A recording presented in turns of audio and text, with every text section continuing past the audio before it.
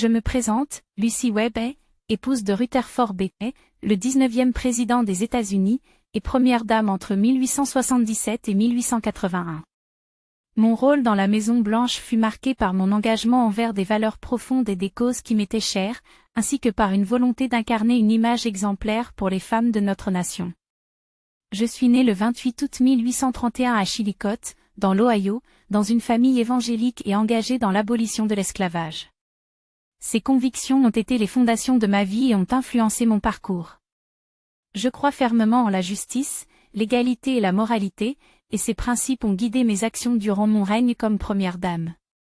Durant les années de présidence de mon mari, j'ai joué un rôle actif et innovant.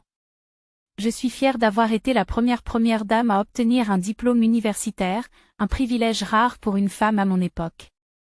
Cela m'a permis de développer une vision éclairée des problèmes de notre temps. Je considérais la Maison-Blanche non seulement comme un lieu de pouvoir, mais aussi comme un foyer ouvert à toutes les voix, également comme une plateforme pour promouvoir l'éducation et la réforme sociale.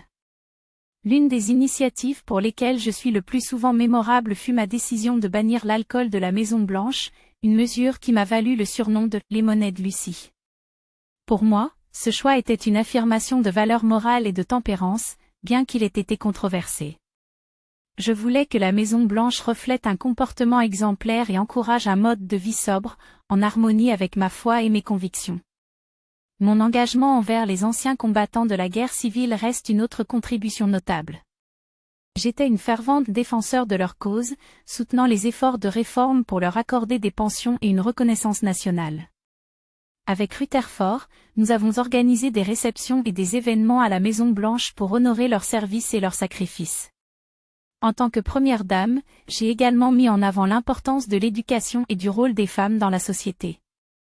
J'encourageais les jeunes filles à rechercher l'instruction, convaincue qu'une femme éduquée était une force pour sa famille et sa communauté.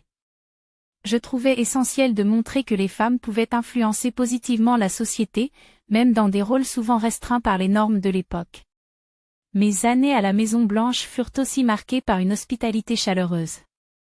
Je voulais que chaque visiteur se sente le bienvenu, qu'il soit un dignitaire étranger ou un citoyen ordinaire. La Maison-Blanche était un lieu où les valeurs de famille et d'union nationale étaient prônées, et je considérais cela comme une partie essentielle de mon rôle. Quand mon époque en tant que première dame prit fin en 1881, je quittai la Maison-Blanche avec gratitude et satisfaction, sachant que j'avais servi mon pays du mieux que je pouvais. Je retournai à notre maison en Ohio avec Rutherford, continuant à soutenir les causes qui m'étaient chères, notamment l'éducation, la tempérance et les droits des anciens combattants. Aujourd'hui, je suis fière de mon héritage. Mon rôle en tant que première dame n'était pas uniquement celui d'une hôtesse, mais aussi celui d'une femme engagée, porteuse de réformes et d'idées progressistes. Mon souhait est que mon exemple inspire les femmes et les hommes à s'investir pour une société plus juste et égalitaire.